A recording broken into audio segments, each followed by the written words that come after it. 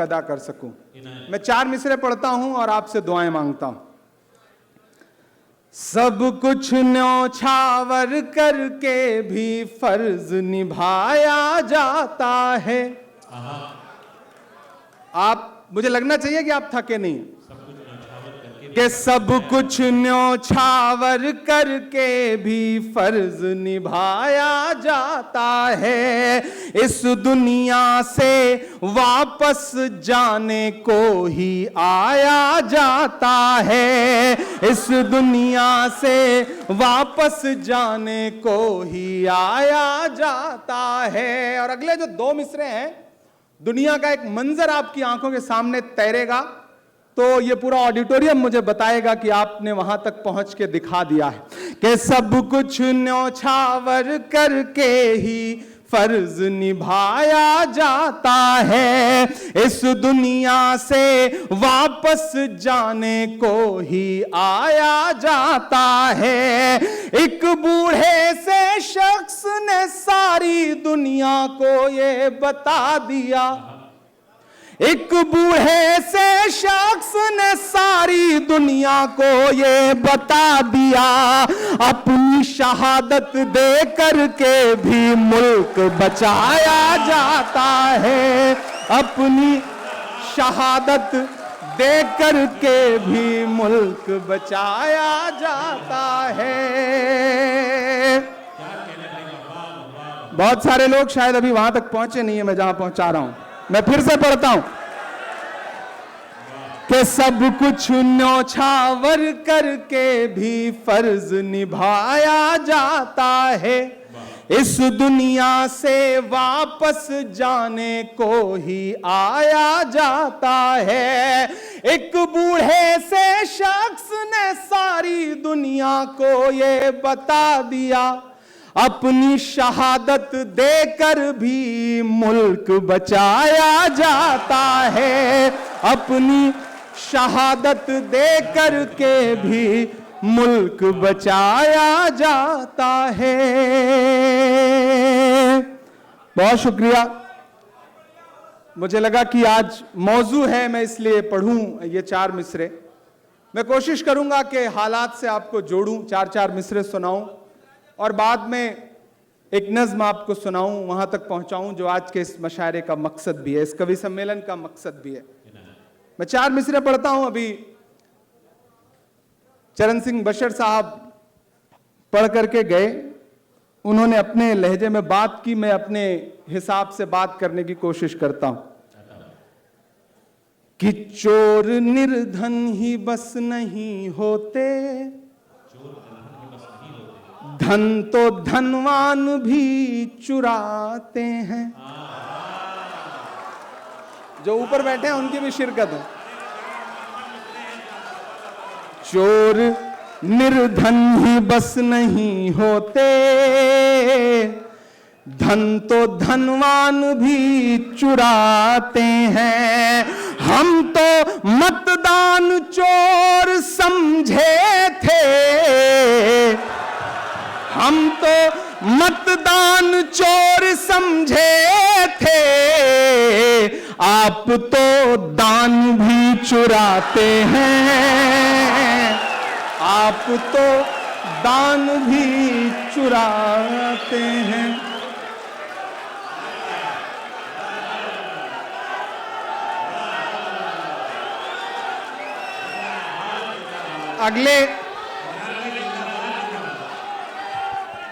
अगले 16 दिन बाद संसद का सत्र शुरू होने जा रहा है।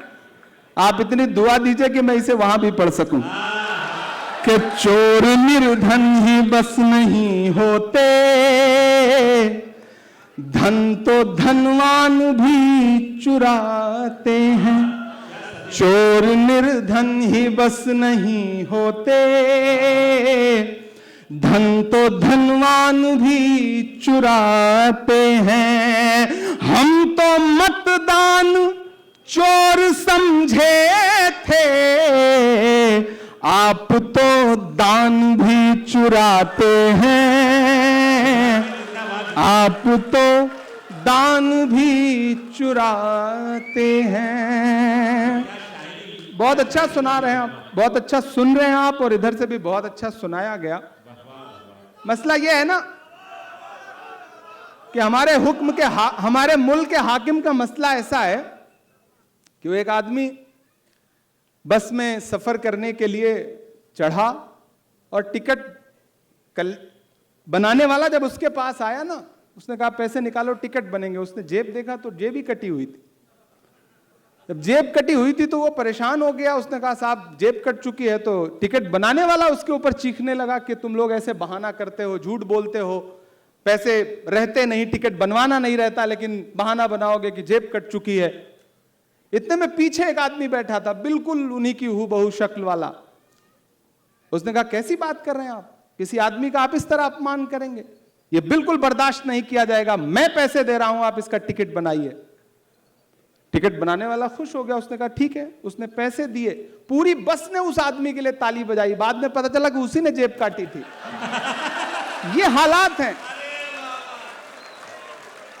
तो मामला कुछ बिल्कुल ऐसा ही चल रहा है। मैं ऐसे हालात में 4 मिसरे पढ़ने की हिम्मत करता हूं कि मुल्क का उसको वफादार नहीं मानता मैं, ऐसे दरबार को दरबार नहीं मानता मैं, मुल्क का उसको वफादार नहीं मानता मैं, ऐसे दरबार को दरबार नहीं मानता मैं। बच्चों की खुदकुशी पे जिसका, बच्चों की खुदकुशी पे दिल न पसीजे जिसका, ऐसी सरकार को सरकार नहीं मानता मैं, ऐसी सरकार को सरकार नहीं मानता मैं। बच्चों की खुदकुशी पे दिल न पसीजे जिसका, ऐसी सरकार को सरकार नहीं मानता मैं, ऐसे दरबार को दरबार नहीं मानता मैं। बहुत शुक्रिया, बहुत अच्छा सुन रहे हैं आप। मैं एक नज़्म सुनाने चल रहा हूं, उसकी तमहीद में बस इतना कहूंगा, पवन भाई, किशोरी लाल जी, कि इलाहाबाद विश्वविद्यालय के सीनेट हॉल में पंडित जवाहरलाल नेहरू जी अपनी बात रख रहे थे, अपना भाषण दे रहे थे। सामने बैठे थे प्रोफेसर्स, स्टूडेंट्स और शहर के तमाम इंटेलेक्चुअल इलाहाबाद के। उस भीड़ में उर्दू के बहुत बड़े अजीम शायर फिराक गोरखपुरी भी बैठे हुए थे। पंडित नेहरू ने अपने भाषण में वर्ल्ड हिस्ट्री का कहीं जिक्र किया। जैसे ही उनका भाषण थोड़ा रुका, सामने एक प्रोफेसर बैठे थे, हिस्टोरियन ईश्वरी प्रसाद, वो खड़े हो गए और उन्होंने कहा कि पंडित जी, आप बात तो सही बता रहे हैं, लेकिन जो सन बता रहे हैं वो सन ये नहीं, ये है। अब प्राइम मिनिस्टर के भाषण में बीच से कोई खड़ा होकर के टोक दे तो तनाव का माहौल हो गया। इतने में फिराक गोरखपुरी सामने से खड़े हुए और उन्होंने कहा कि ईश्वरी बैठ जाओ, तुम हिस्ट्री को रटने वाले हो, ये शख्स हिस्ट्री को बनाने वाला है। अरे बाबा, आप जिस दौर में जी रहे हैं, तारीखों को बदला जा रहा है, इतिहास को बदला जा रहा है, किताबें बदली जा रही हैं, लेकिन इतिहास बदलने वाले ये भूल रहे हैं कि एक ऐसा इतिहास भी है जो लिखा जा रहा है, पढ़ा आज भले ना जा रहा हो, क्या आने वाले वक्त में जरूर पढ़ा जाएगा, बावाज़े बुलंद पढ़ा जाएगा। इसलिए भी मैं एक नज़्म आपके सामने रखता हूं और आपसे दुआ मांगता हूं कि एक यही नारा हम सबको हर पल याद रहे। थोड़ी देर आप मेरे रंग में आ जाइए। एक यही नारा हम सबको हर पल याद रहे, तिरंगा जिंदाबाद रहे, तिरंगा जिंदाबाद रहे। एक यही नारा हम सबको हर पल याद रहे, तिरंगा जिंदाबाद रहे, तिरंगा जिंदाबाद रहे। हरा सफेद हो या केसरिया सब आबाद रहे, तिरंगा जिंदाबाद रहे, तिरंगा जिंदाबाद रहे। कुछ लोगों की ख्वाहिश है सब एक रंगा हो जाए। मुझे पता है मैं जहां खड़ा हूं सड़क के उस पार देश की संसद है, मैं यहां खड़ा होकर ये मिसरे पढ़ रहा हूं तो इनके मायने और बड़े कि कुछ लोगों की ख्वाहिश है सब एक रंगा हो जाए। अमन जहां है उस धरती पर भी दंगा हो जाए। अमन जहां है उस धरती पर भी दंगा हो जाए। ऐसे लोगों से अपना ईमान बचाए रखिए, ऐसे लोगों से अपना ईमान बचाए रखिए। गांधी नेहरू वाला हिंदुस्तान बचाए रखिए, गांधी नेहरू वाला हिंदुस्तान बचाए रखिए। जिसके भी दिल में नफरत हो, जिसके दिल में भी नफरत हो वो बर्बाद रहे, तिरंगा जिंदाबाद रहे, तिरंगा जिंदाबाद रहे, तिरंगा जिंदाबाद रहे। यहां महाराज बैठे हैं, किशोरी लाल शर्मा जी बैठे हैं, इमरान मिसरे पढ़ता है कि गंगा जल तुम ले आओ हम जमजम लेकर आए। शिरकत हो ऊपर से नीचे तक कि गंगा जल तुम ले आओ हम जमजम लेकर आए। आओ मिलजुल कर नफरत की दोनों आग बुझाएं। और आपके नाम ये मिसरे हैं लेकिन किरदार ये नहीं है, मैं सड़क के उस पार वालों की बात कर रहा हूं कि आओ दोनों मिलजुल कर नफरत की आग बुझाएं। नेताओं की मत सुनना ये जात बड़ी छोटी है, नेताओं की मत सुनना ये जात बड़ी छोटी है। देश बड़ा सरकारों की औकात बड़ी छोटी है, देश बड़ा सरकारों की औकात बड़ी छोटी है। जो भी कुर्सी पर बैठे,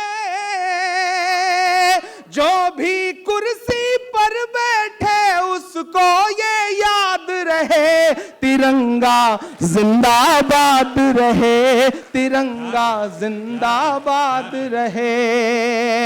हरा सफेद हो या केसरिया सब आबाद रहे, तिरंगा जिंदाबाद रहे, तिरंगा जिंदाबाद रहे। बहुत शुक्रिया, बहुत मोहब्बतें। नहीं आज बड़ी मुश्किल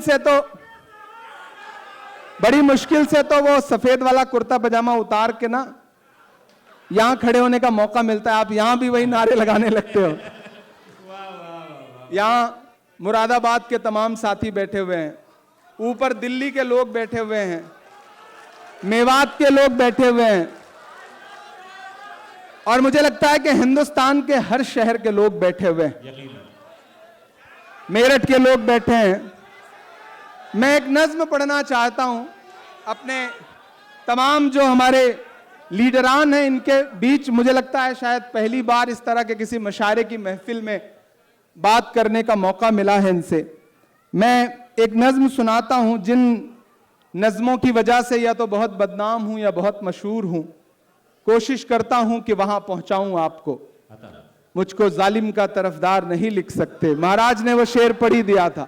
मुझको जालिम का तरफदार नहीं लिख सकते, कम से कम वो मुझे लाचार नहीं लिख सकते।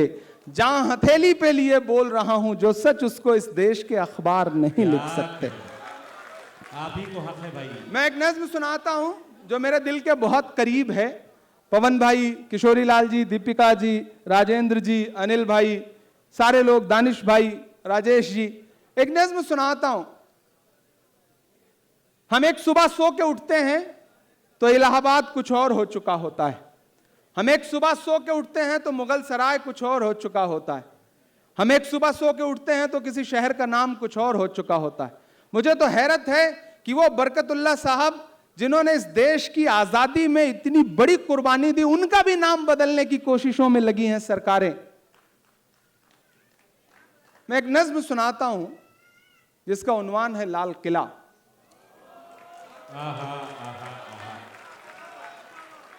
आपकी दुआओं ने सांसद बना दिया तो अब तो ऑफिशियली इनविटेशन आता है कि भाषण होना है वहां की दीवारों से, तो आइए भाषण सुनने।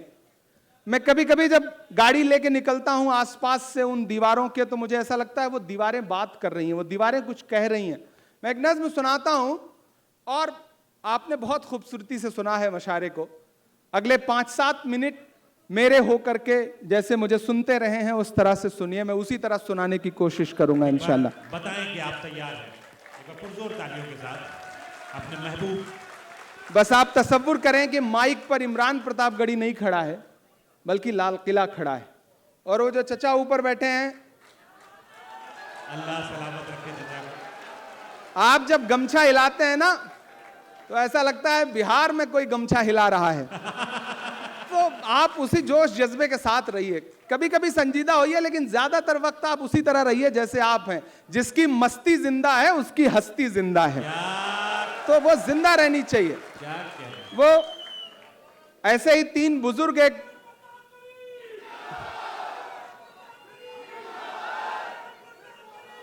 शुक्रिया, बहुत शुक्रिया, ये बड़े नेक लोग हैं। ऐसे ही 3 बुजुर्ग ऐसे ही गुजर रहे थे तो सामने से कुछ खवातीन गुजरी, तो एक बुजुर्ग ने गौर से देख के कहा कि सुभान अल्लाह, दूसरे ने और गौर से देख के कहा माशा अल्लाह, तीसरे चचा की तरह थे, उन्होंने बहुत गौर से देख के कहा इंशाअल्लाह। तो ये बुजुर्गों के एहसासात हैं, आप इससे भाग नहीं सकते हैं। मैं नज्म सुनाता हूं। मैं लाल किला हूं, मैं लाल किला हूं। मेरा अपना तेवर है, मेरी अपनी स्टाइल है नज्मों को। मैं आत्मकथात्मक नज्में कहने की कोशिश करता हूं, उसी तरह सुन के मुझे बताना। मैं लाल किला हूं, मैं लाल किला हूं, हिंदुस्तान में तुझे तोहफे में मिला हूं। मैं लाल किला, लाल किला, लाल किला हूं, मैं लाल किला हूं, मैं लाल किला हूं। कि मेरे बनाने वाले से नफरत भी है उनको, और मेरी दीवारों से मोहब्बत भी है उनको। जरा रंग में आइए, अभी उस रंग में है नहीं आप। कि मेरे बनाने वाले से नफरत भी है उनको, और मेरी दीवारों से मोहब्बत भी है उनको। सदियों की गवाही है मेरी लाल दीवारें, सदियों की गवाही है मेरी लाल दीवारें। भारत की सिपाही है मेरी लाल दीवारें। सदियों की गवाही है मेरी लाल दीवारें, भारत की सिपाही है मेरी लाल दीवारें। देखा गया एक ख्वाब हूं मैं शाहजहां का, देखा गया एक ख्वाब हूं मैं शाहजहां का। तामीरे कामयाब हूं मैं शाहजहां का, के तारीख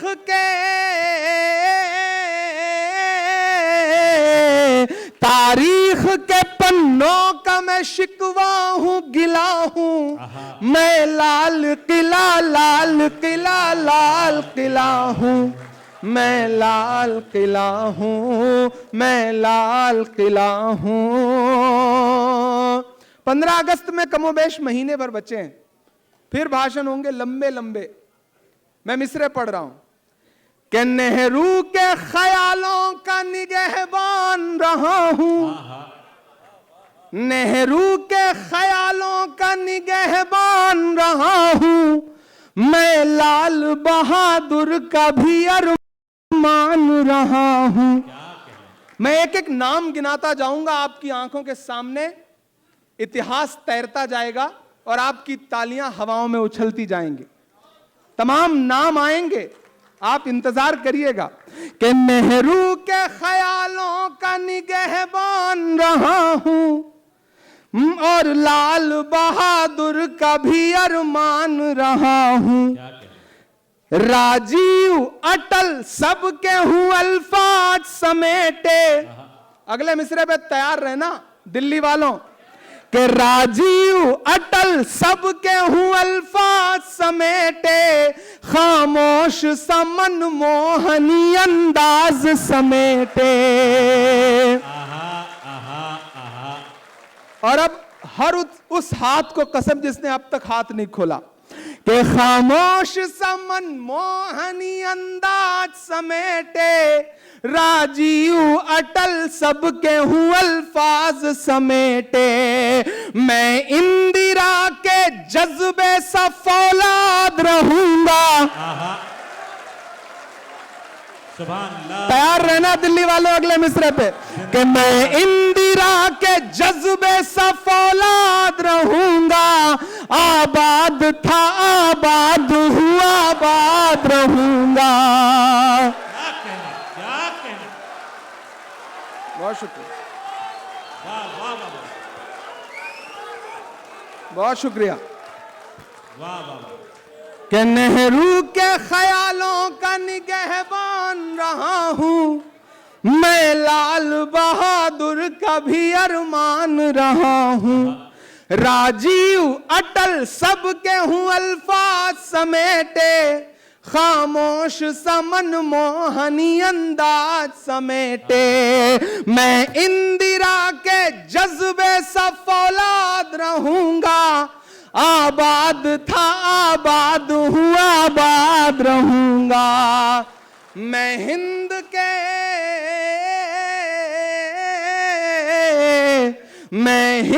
के हर शख्स की चाहत का सिला हूं मैं, लाल किला लाल किला लाल किला हूं मैं, लाल किला हूं।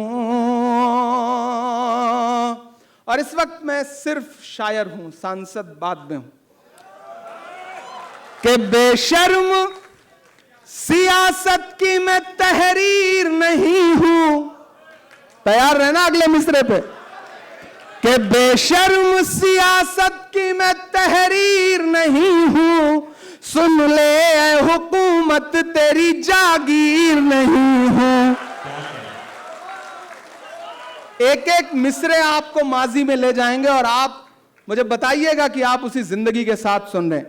मैं कॉन्स्टिट्यूशन क्लब के मौलंकर ऑडिटोरियम में खड़ा हूं और मैं दुआ करता हूं कि एक दिन हमारा प्राइम मिनिस्टर लाल किले से भाषण दे रहा हो और वहां से सुनाई जाए नज़्म। आमीन, आमीन, आमीन।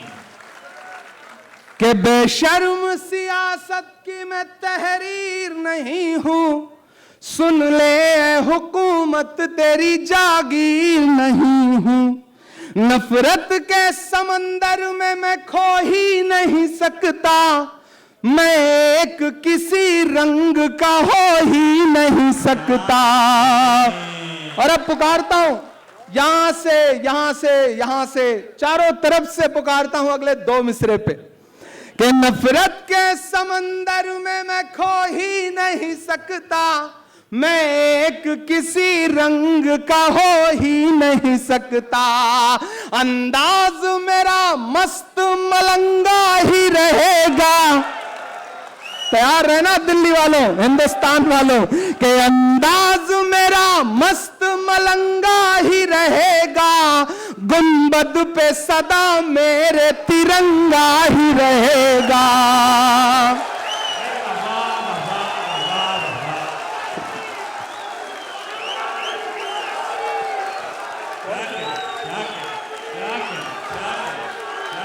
बहुत शुक्रिया, बहुत शुक्रिया। जिंदाबाद जिंदाबाद। बहुत शुक्रिया।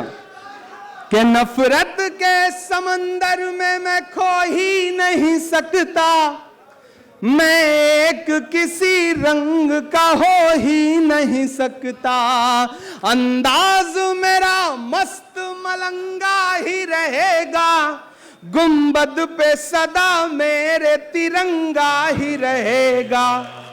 वो फूल हूं, शायरी सुनने वाले लोग बैठे हैं, वो फूल हूं,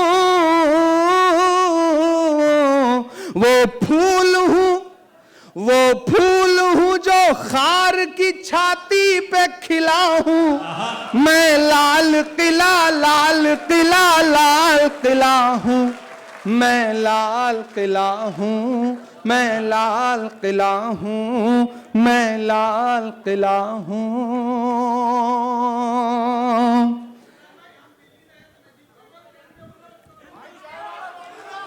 हाँ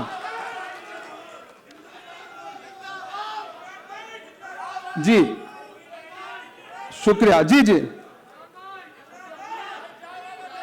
हाँ हाँ हाँ हाँ, वो भी पिलाएंगे आपको, डोंट वरी। आज 4 जुलाई है और कल 3 जुलाई को हमने एक ऐसी अजीम शख्सियत को याद किया है जिसे नौशेरा का शेर कहा जाता है, ब्रिगेडियर उस्मान को।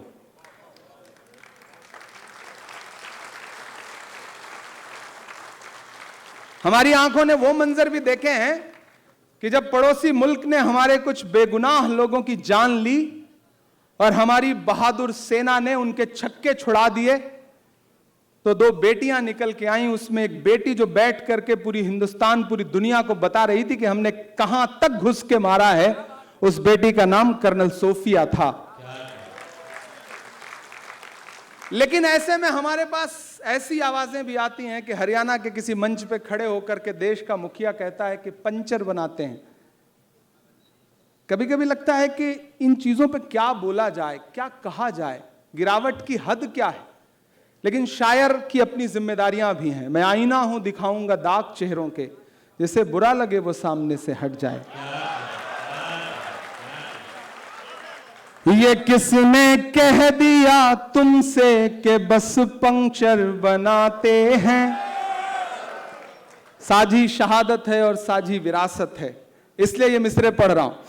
ये किसने कह दिया तुमसे कि बस पंक्चर बनाते हैं। अगली लाइन पे तैयार रहना। ये किसने कह दिया तुमसे कि बस पंक्चर बनाते हैं। वतन पे हंस के जो कट जाएं ऐसे सर बनाते हैं। वतन पे हंस के जो कट जाएं ऐसे सर बनाते हैं। ये किसने कह दिया तुमसे कि बस पंक्चर बनाते हैं। वतन पे हंस के जो कट जाएं ऐसे सर बनाते हैं। और मेरा भाई इब्राहिम जीशान, तबरेज, या जो भी साथी हैं, कि गजल में हम भी कर सकते हैं हुस्नो इश्क की बातें। गजल में हम भी कर सकते हैं हुस्नो इश्क की बातें। गजल में हम भी कर सकते हैं हुस्नो इश्क की बातें। मगर हालात हमको मोम से पत्थर बनाते हैं, मगर हालात हमको मोम से पत्थर बनाते हैं। और एक शेर पढ़ता हूं और आप सबको पुकारता हूं कि उन्हें बुलडोजरों के बाजुओं पर नाज है, लेकिन उन्हें बुलडोजरों के बाजुओं पे नाज है, लेकिन उन्हें बुलडोजरों के बाजुओं पे नाज है, लेकिन हमारा फर्ज है हम बेघरों के घर बनाते हैं, हमारा फर्ज है हम बेघरों के घर बनाते हैं। और अजब है कैनवस उनका, अजब उनकी कलाकारी। उनकी का मतलब तो आप समझते ही हैं कि अजब है कैनवस उनका, अजब उनकी कलाकारी। अजब है कैनवस उनका, अजब उनकी कलाकारी।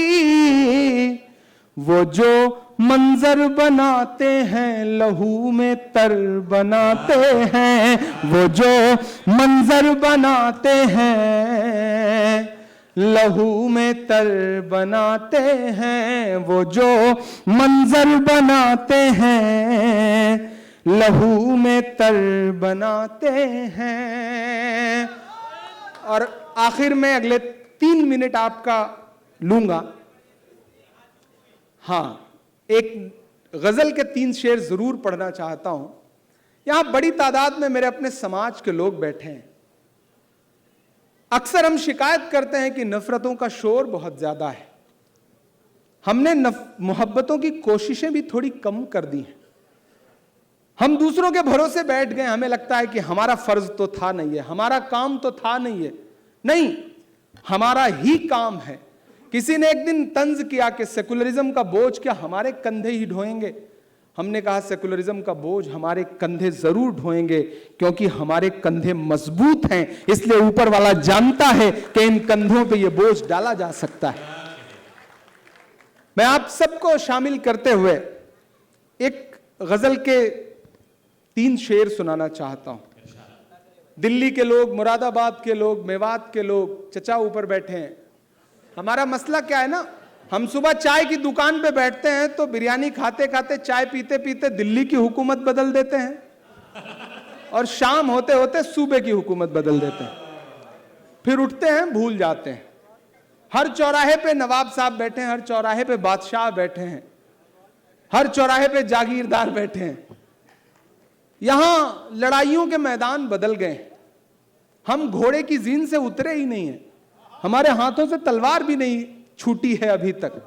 यहां दुनिया चांद सितारों पे पहुंची हुई। असलम इलाहाबादी एक शेर कहते हैं कि लबों पे झूठा तबस्सुम सजाए बैठे हैं, अंधेरे खौफ उजालों से खाए बैठे हैं, जमाना चांद सितारों की सैर करने लगा, मियां जमीन पे चादर बिछाए बैठे हैं।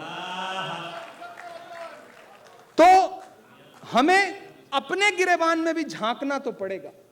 शायरी का मतलब सिर्फ यह नहीं कि आप दाद दे दें और चले जाएं। एक महफिल सजी, एक प्रोग्राम हुआ और आपको बहुत मजा आया।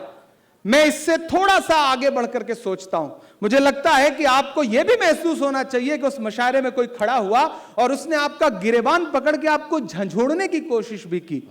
मैं वो कोशिश करता हूं, दाद नहीं मांगूंगा, सिर्फ सुनिए खामोशी के साथ कि आज तारीख है हैरान, कहां चूक हुई।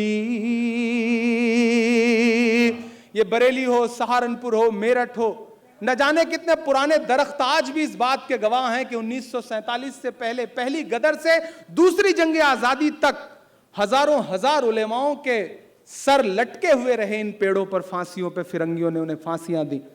और हम अपनी तारीखों को ऐसे भूले, ऐसे भूले, ऐसे भूले कि हम अजीब एहसास कमतरी के शिकार होकर बैठ गए। मैं मिसरे पढ़ रहा हूं और अगर लगे कि एक नौजवान जो आपके समाज का है वो अपनी जिम्मेदारियां समझते हुए बातें कह रहा है, तो मुझे आपकी दुआ चाहिए कि आज तारीख है हैरान, कहां चूक हुई। सोचिएगा कभी सुल्तान कहां चूक हुई, सोचिएगा कभी सुल्तान कहां चूक हुई। हल हुआ करते थे दुनिया के मसाइल जिनसे, हल हुआ करते थे दुनिया के मसाइल जिनसे, मसला अब हैं मुसलमान कहां चूक हुई, मसला अब हैं मुसलमान कहां चूक हुई। तुम पे दौलत भी है, तादाद भी, ताकत भी है, तुम पे दौलत भी है, तादाद भी, ताकत भी है, फिर भी हो बेसरो सामान कहां चूक हुई, फिर भी हो बेसरो सामान कहां चूक हुई। और इस एक शेर को सुनाने के लिए ये पूरी गजल पढ़ी मैंने कि रह गया किस लिए तू इल्म हुनर में पीछे, रह गया किस लिए तू इल्म हुनर में पीछे, है तेरे पास तो कुरान कहां चूक हुई, है तेरे पास तो कुरान कहां चूक हुई।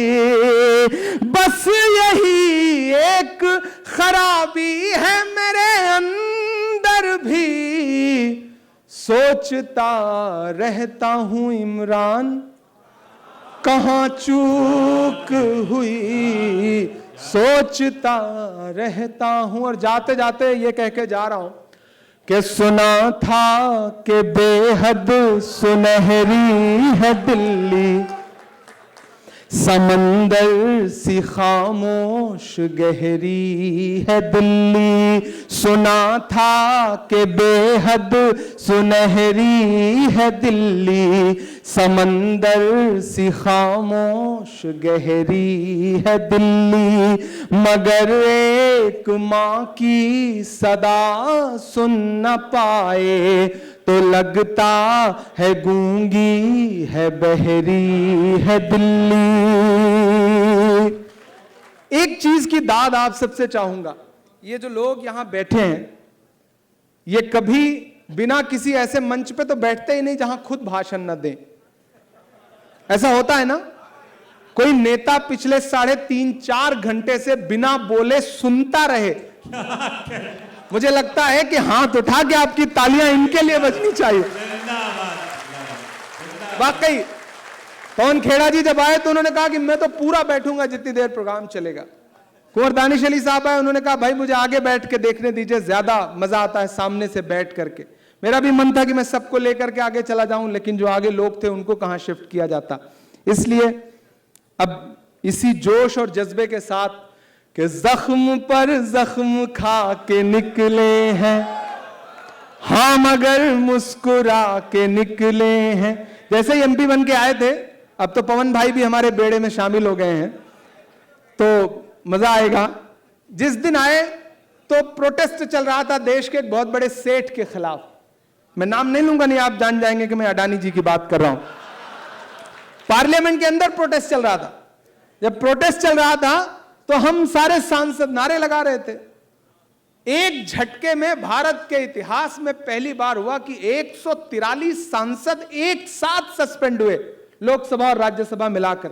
अनिल भी सस्पेंड थे, किशोरी लाल जी भी सस्पेंड ही थे, हम भी सस्पेंड थे, दानिश भाई भी उस टाइम, हाँ तब किशोरी लाल जी नहीं थे, दानिश भाई सस्पेंड थे उस समय। अब पवन भाई होंगे, अब किशोरी लाल जी होंगे, होना ही है, ये तो होता ही रहेगा। हम सब सस्पेंड होकर के खुशी खुशी बाहर आए तो यहाँ जैनेंद्र बैठे हमारे साथी, मीडिया के कई लोग बाहर खड़े रहते हैं, उन्होंने तुरंत माइक लगाया। कैसा महसूस कर रहे हैं? सस्पेंड होके कैसा महसूस कर रहे हैं?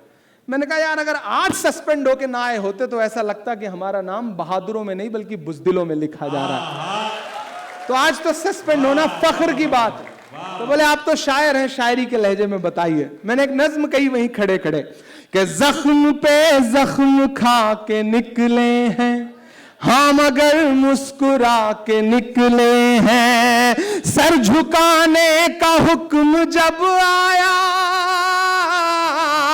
सर झुकाने का हुक्म जब आया और भी सर उठा के निकले हैं, नारे हक लगा के निकले हैं, नारे हक लगा के निकले हैं कि हम पे पत्थर उछालने वाले तेरा शीशे का घर नहीं लगता, वो जो मसनद पे है समझ जाए, हमको जालिम से डर नहीं लगता, हमको जालिम से डर नहीं लगता, झूठ के हाकिमों के चेहरे पर आईना हम दिखा के निकले हैं, नारे हक लगा के निकले हैं। और आज की आखिरी 4 पंक्तियां, और भरोसा है मेरा, ईमान है मेरा, यकीन है मेरा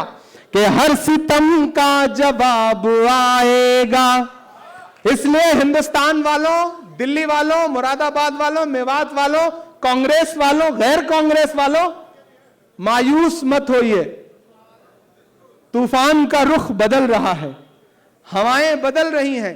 एक इंसान चट्टान की तरह खड़ा है, कन्याकुमारी से कश्मीर तक, समंदर के साहिलों से लेकर बर्फ की वादियों तक इमरान मिसरे पढ़ रहा है कि हर सितम का जवाब आएगा। जहां भी खड़े हैं, जैसे भी हैं, आप मेरे भरोसे के साथ जुड़िएगा कि हर सितम का जवाब आएगा, देखना इंकलाब आएगा, अच्छे दिन का किए थे जो वादा,